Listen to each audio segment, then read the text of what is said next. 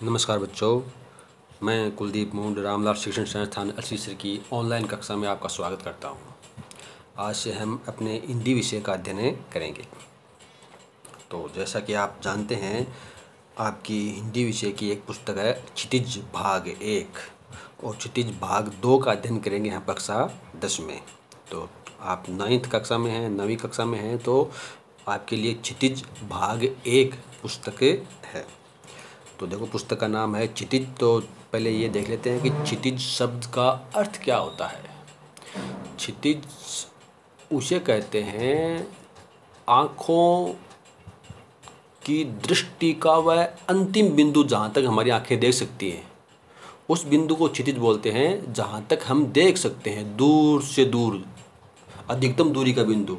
दूसरे शब्दों में हम कह सकते हैं जहाँ पर हमें पृथ्वी और आकाश मिलते हुए दिखाई देते हैं, उस बिंदु को, उस स्थल को हम क्षितिज बोलते हैं।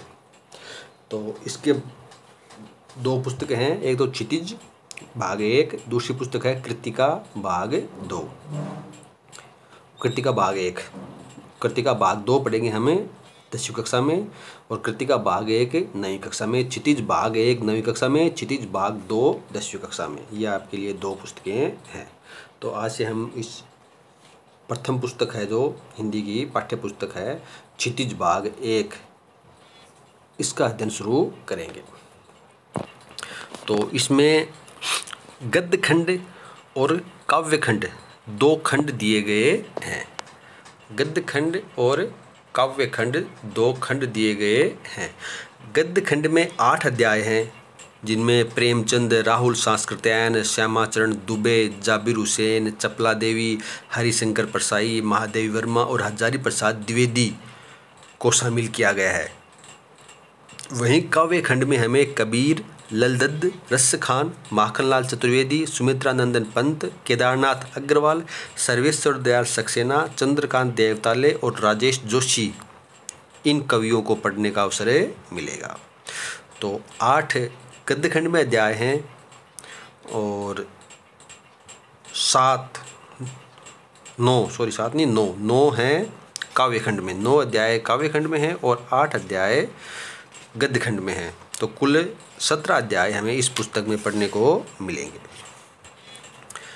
अब हमारा पहला अध्याय गद्य खंड पहले है, तो गद्य खंड शुरू करते हैं। तो गद्य खंड में जो पहला अध्याय है वह है प्रेमचंद के नाम से। अब देखो, यहाँ पर आपको दिखाई दे रहा है बीच में, ये इसे क्या बोलते हैं? इसे बोलते हैं QR कोड। तो जो बच्चे अभी तक पुस्तक नहीं लेके आए हैं, नहीं खरीदी है पुस्तक जिन्होंने, वे जल्दी से जल्दी पुस्तकें खरीद करके अपने पास रख लें और उससे अपना अध्ययन सुचारू रूप से चले। जो बच्चे अभी तक पुस्तक नहीं खरीद पाए हैं, उनके लिए थोड़ी ये NCERT की सुविधा दे रही है। ये है ना QR कोड। इस QR कोड को आप जब भी मोबाइल में स्कैनर से स्कैन करोगे, तो ये जो पाठ है प्रेमचंद का, ये पाठ, ये अध्याय, ये कहानी आपके मोबाइल में डिजिटल माध्यम से सेव हो जाएगी, सुरक्षित हो जाएगी। ऐसा ही इस पाठ्य पुस्तक के शुरू में भी एक QR कोड है। तो जो शुरू में QR कोड है, उस QR कोड को आप स्कैन करोगे तो पूरी की पूरी पाठ्य पुस्तक डिजिटल रूप से आपके मोबाइल में आ जाएगी। तो जो बच्चे अब तक किताब नहीं खरीद के लाए हैं, तो वे QR कोड से अपने मित्र से स्कैन करवा करके और अपने मोबाइल में सुरक्षित रख लें। ज़्यादा मेमोरी भी ये नहीं लेती है, 10-15 MB में ही पूरी पुस्तक ये सेव हो जाएगी। यदि आप पाठ वाइज डाउनलोड करना चाहो इसे, तो प्रत्येक पाठ के ऊपर ये QR कोड, ऐसा QR कोड प्रत्येक पाठ के ऊपर दिया हुआ है। तो उस पाठ से स्कैन करके भी आप उस पाठ को अपने मोबाइल में ले सकते हो और मोबाइल में पढ़ सकते हो। तो जो लेके आ सकते हैं, जिनकी सुविधा है, जिनके मिलते हैं आसपास में किताबों, वे जल्दी से ले लें। नहीं मिलते हैं तो अपने किसी दोस्त से, मित्र से QR कोड के माध्यम से ये पुस्तकें आप अपने पास मंगा सकते हैं। ये तो हो गई पुस्तक की बात। अब अपने पहले लेखक हैं प्रेमचंद। प्रेमचंद की एक कहानी है। तो एक प्रश्न आपको ये भी आता है किसी एक लेखक या कवि का परिचय पूछते हैं, तो यहाँ पर 8वीं कक्षा तक हमें कोई भी कवि या लेखक का परिचय पढ़ना आवश्यक नहीं था इतना, लेकिन अब हमें कवि का जीवन परिचय और उसका साहित्यिक परिचय, लेखक का जीवन परिचय और उसका साहित्यिक परिचय पढ़ना ज़रूरी हो गया है, क्योंकि एक प्रश्न इनमें से आवश्यक रूप से पूछते हैं। तो आज हम प्रेमचंद का जीवन और साहित्यिक परिचय का अध्ययन करेंगे। ऐसा कोई भी विद्यार्थी नहीं होगा जिसने आज से पहले प्रेमचंद का नाम नहीं सुना होगा। जो पढ़ता है, जो पढ़ते पढ़ते 9वीं कक्षा में 9वीं कक्षा में आ गया है, तो उसने ज़रूर प्रेमचंद का नाम सुना होगा। क्यों सुना होगा? क्योंकि ये कलम के सिपाही थे। इन्हें कलम का सिपाही भी कहा जाता है। प्रसिद्ध उपन्यासकार हैं शरत चंद्र चट्टोपाध्याय। तो शरत चंद्र चट्टोपाध्याय ने प्रेमचंद को उपन्यास सम्राट, क्या कहा? उपन्यास सम्राट की उपाधि दी।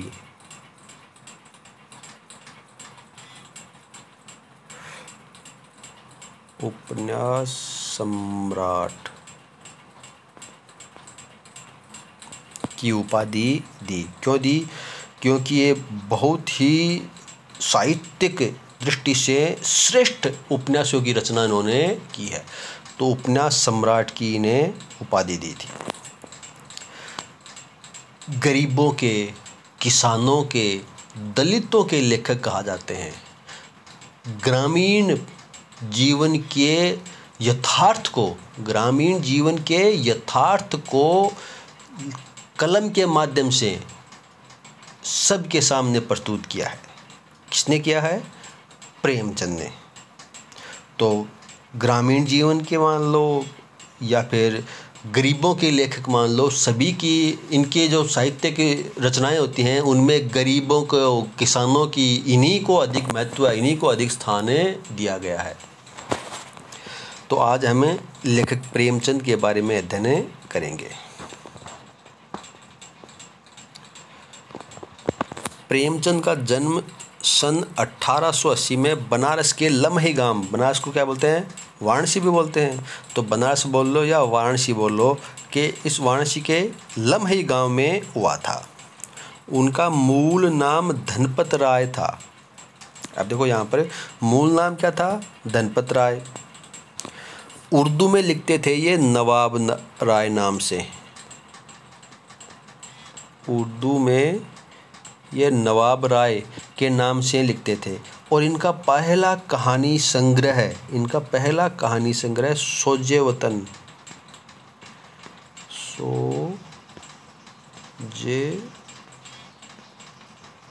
सोजे वतन 1908 में प्रकाशित हुआ था। कब? 1908 में कहानी संग्रह का नाम क्या था? सोजे वतन। लेकिन अंग्रेजी सरकार ने 1908 में, कौन सी थी? अंग्रेजों की सरकार थी। तो अंग्रेजी सरकार ने इस कहानी संग्रह पर रोक लगा दी। क्या कर दिया? इसको प्रकाशित होने से रोक दिया। क्यों रोक दिया? क्योंकि इसमें देश प्रेम, देशभक्ति से भरी हुई कहानियों का प्रकाशन किया गया था।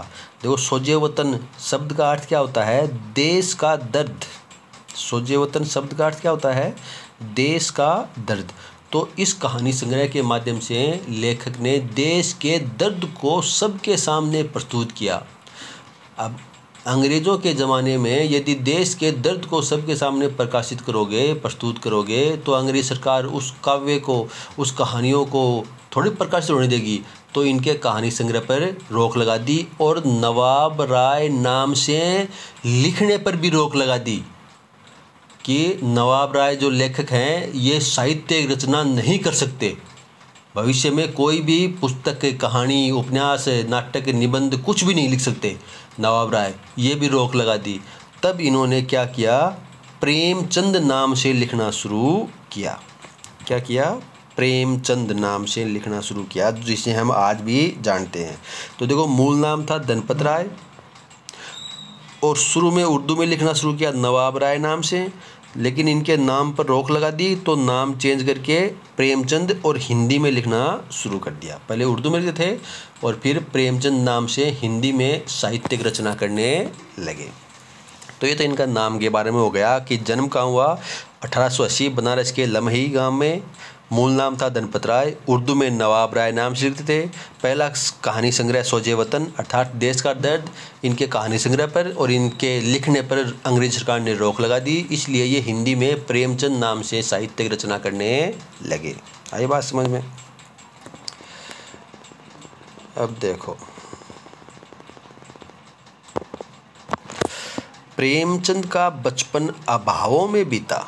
गरीबी को इन्होंने बड़ी निकटता से देखा, दुखों को बड़ा निकटता से सामना किया और शिक्षा बीए तक ही हो पाई। बीए बोलते हैं बैचलर इन आर्ट्स, कला में स्नातक।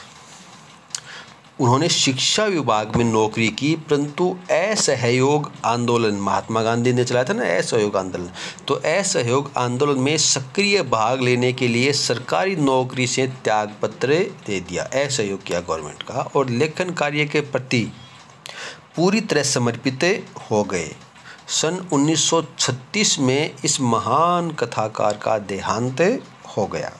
तो जन्म कब हुआ? 1880 में बनारस के लम्ही गांव में, और देहांत हुआ 1936 में। अब नाम देख लिया आपने, मूल नाम था धनपत राय, उर्दू में नवाब राय और हिंदी में प्रेमचंद के नाम से लेखन कार्य इन्होंने किया। इन्हें कलम का सिपाही कहा जाता है, उपन्यास सम्राट भी कहा जाता है। पहला कहानी संग्रह सोजे वतन अर्थात देश का दर्द, लेकिन अंग्रेज सरकार ने प्रकाशित होने पर भी उन पर रोक लगा दी। अब देखो थोड़ा आगे, ये तो हो गया इनका, देखो जीवन परिचय। ये इतना ना, ये है इतना, ये इनका जीवन परिचय है। जीवन परिचय में आप थोड़ा और जोड़ सकते हो, जो मैंने आपको लिखा है कि उर्दू में नवाब राय नाम से लिखते थे, इन्हें कलम के सिपाही कहा जाता है, इन्हें उपन्यास सम्राट कहा जाता है इनका, तो ये इनको आप जीवन परिचय के रूप में लिख सकते हो। अब जो नीचे वाला जो दूसरा पैराग्राफ है, ये इनका है साहित्यिक परिचय, यहाँ से लेकर के ये इनका क्या है, साहित्यिक परिचय है। तो इन्होंने साहित्यिक दृष्टि से क्या किया, साहित्य के क्षेत्र में क्या क्या किया। तो प्रेमचंद की कहानियाँ मानसरोवर के 8 भागों में संकलित हैं। क्या है? मानसरोवर। इनके कहानी संग्रह का नाम है मानसरोवर। तो मानसरोवर 1, मानसरोवर 2, इस प्रकार मानसरोवर 8 नाम से इनकी कहानियों को संग्रहित किया गया है, संकलित किया गया है। सेवा सदन, प्रेमाश्रम, रंगभूमि, कायाकल्प, निर्मला, गबन, क्रमभूमि और गोदान इनके प्रमुख उपन्यास हैं। ये इन्होंने उपन्यासों की रचना की। देखो कहानी में और उपन्यास में क्या अंतर होता है। कहानी में पात्र कम होते हैं और कोई 1 या 2 घटनाओं का ही वर्णन किया जाता है कहानी में, ज़्यादा घटनाएं वर्णन नहीं करती हैं। इसके विपरीत कहानी का विस्तृत रूप, बड़ा रूप हमें उपन्यास में देखने को मिलता है। इसमें पात्रों की संख्या भी अधिक होती है और उन पात्रों के से जुड़ी हुई कई घटनाओं का वर्णन हम उसमें करते हैं। तो एक बड़े रूप में लिखते हैं तो वो हो जाता है उपन्यास। तो ये इनके कुछ प्रमुख उपन्यास हैं। उन्होंने हंस, जागरण, माधुरी और मर्यादा, इसमें आपने लिखे एक और है मर्यादा, ये पत्रिकाएं हैं। उन पत्रिकाओं का संपादन भी उन्होंने किया। देखो संपादन एक शब्द आया आपके यहाँ पर, एक शब्द है संपादन। ये किससे बना है? इसके समानांतर या इसके समानार्थक शब्द क्या है? संपादक। एक शब्द है अध्यापक, एक शब्द है अध्यापन। वैसे ही है संपादक और संपादन। देखो पत्र पत्रिकाएं होती है, जैसे आज आप मान लो कि आपके पास दैनिक भास्कर या राजस्थान पत्रिका अखबार आता है, तो अखबार में ये देखो कि कौन सी खबर अखबार के कौन से पृष्ठ पर और पृष्ठ के भी कौन से कोने में, एक सबसे पहले, एक सबसे उस पृष्ठ के नीचे, एक उस पृष्ठ के बीच में कहाँ पर प्रकाशित होगी, ये तय करने वाला संपादक होता है। वह देखता है कि कौन सी खबर ज़्यादा महत्व की है, कौन सी खबर कम महत्व की है, कौन सी खबर को प्रथम पृष्ठ पर, कौन सी खबर को दूसरे पृष्ठ पर, कौन से को अंतिम पृष्ठ पर जगह दी जानी चाहिए, कौन सा समाचार प्रकाशित होने योग्य है, कौन सा समाचार प्रकाशित होने योग्य नहीं है। देखो, हर छोटे बड़े शहर में संपादक भी होते हैं, पत्रकार होते हैं, वे अपने अपने क्षेत्रों की समस्याएं या खबरें और जहाँ से अखबार प्रकाशित होता है वहाँ तक भेजते हैं। लेकिन वहाँ पर जो संपादक महोदय बैठे हुए होते हैं, वे तय करते हैं कि कौन सी समाचार, कौन सा खबर प्रकाशित होगी, कौन सी नहीं होगी, कौन सी कहाँ होगी। तो ये कार्य करने वाला कौन होता है? संपादक होता है। तो जो आदमी होता है उसे तो बोलते हैं संपादक, और जो आदमी जो कार्य करता है उस कार्य को बोलते हैं संपादन। जैसे मैं आपको पढ़ा रहा हूँ तो मैं तो हूँ अध्यापक, और जो मैं कार्य कर रहा हूँ तो मैं कार्य कर रहा हूँ अध्यापन का। तो ऐसे होता है संपादक और संपादन। तो इन्होंने इन पत्रिकाओं में संपादन का कार्य किया कि ये कौन सी रचनाएं इन पत्रिकाओं में प्रकाशित होंगी, कौन सी नहीं होंगी, कौन सी कहाँ पर होंगी। तो ये तय करने वाले कौन थे? प्रेमचंद थे। जिनमें पत्रिका कौन सी थी? हंस, जागरण, माधुरी और मर्यादा, एक और है। इन पत्रिकाओं को इन्होंने संपादन भी किया। कथा साहित्य के अतिरिक्त प्रेमचंद ने निबंध एवं अन्य प्रकार के गद्य लेखन भी प्रचुर यानी खूब मात्रा में किया। प्रेमचंद साहित्य को सामाजिक परिवर्तन का सशक्त माध्यम मानते थे। ये मानते थे कि साहित्य की दृष्टि से समाज में हम परिवर्तन कर सकते हैं। उन्होंने जिस गांव और शहर के परिवेश को देखा और जिया, उसकी अभिव्यक्ति उनके कथा साहित्य में मिलती है। जैसे कि मैंने आपको बताया ना कि इनके साहित्य में ग्रामीण परिवेश को देखने का अवसर अधिक मिलता है। तो गांव के और शहर के भी जिस भी परिवेश को देखा, जिन भी घटनाओं का देखा, उन्हीं घटनाओं की अभिव्यक्ति उनके साहित्य में हमें मिली। किसानों और मजदूरों की दयनीय स्थिति, दलितों का शोषण, समाज में स्त्री की दुर्दशा और स्वाधीनता आंदोलन आदि उनकी रचनाओं के मूल विषय हैं। तो उन्होंने किन पर अधिक रचना लेखन किया है? किसानों पर, मजदूरों पर, दलितों पर, समाज में स्त्री की दुर्दशा पर और स्वाधीनता आंदोलन पर इन्होंने साहित्य लेखन किया। प्रेमचंद के कथा साहित्य का संसार बहुत व्यापक है। उसमें मनुष्य ही नहीं, पशु पक्षियों का भी अद्भुत आत्मीयता मिलती है। बड़ी से बड़ी बात को सरल भाषा में सीधे और संक्षेप में कहना प्रेमचंद के लेखन की प्रमुख विशेषता है। उनकी भाषा सरल, सजीव और मुहावरेदार है तथा उन्होंने लोक प्रचलित शब्दों का प्रयोग कुशलतापूर्वक किया है। अब देखो, ये इनकी शैली है। देखो, पहला पैराग्राफ आया, मैंने आपको बताया, पहला पैराग्राफ आया ये पैराग्राफ है इनका जीवन परिचय। ठीक, आगे चलो। ये पैराग्राफ दूसरा आया, ये पैराग्राफ आया इनका साहित्यिक परिचय कि इन्होंने कौन कौन से साहित्य की रचना की। ठीक है, पढ़ लिया। अब जो तीसरा पैराग्राफ है, जो यहाँ से लेकर के और अगले पृष्ठ तक चलता है, यहाँ तक, इस पैराग्राफ में इनकी शैली बताई गई है कि ये किस प्रकार लेखन कार्य करते थे, इनकी शैली क्या थी। तो देखो, व्याख्या करेंगे हम, इसमें से अब व्याख्या आएगी। तो व्याख्या में विशेष लिखते हैं। तो विशेष में क्या लिखते हैं? एक तो जिस चीज़ की, जिस गद्यांश की हमने व्याख्या की है, उस व्याख्या में सबसे विशेष, सबसे महत्वपूर्ण बात क्या, वो लिखते हैं। दूसरी उसमें लिखते हैं भाषा की, किस प्रकार की भाषा का प्रयोग किया गया है। तो यहाँ पर भाषा क्या है? सरल, सजीव और मुहावरेदार भाषा का प्रयोग किया है। तो एक व्याख्या में, जब भी इस पाठ से व्याख्या करेंगे तो व्याख्या में एक पंक्ति ये जरूर लिखेंगे, प्रेमचंद ने सरल, सजीव एवं मुहावरेदार भाषा का प्रयोग किया है। साथ ही लिख सकते हैं कि लोक प्रचलित शब्दों का प्रयोग भी कुशलतापूर्वक किया है। लोक प्रचलित शब्द कौन से होते हैं?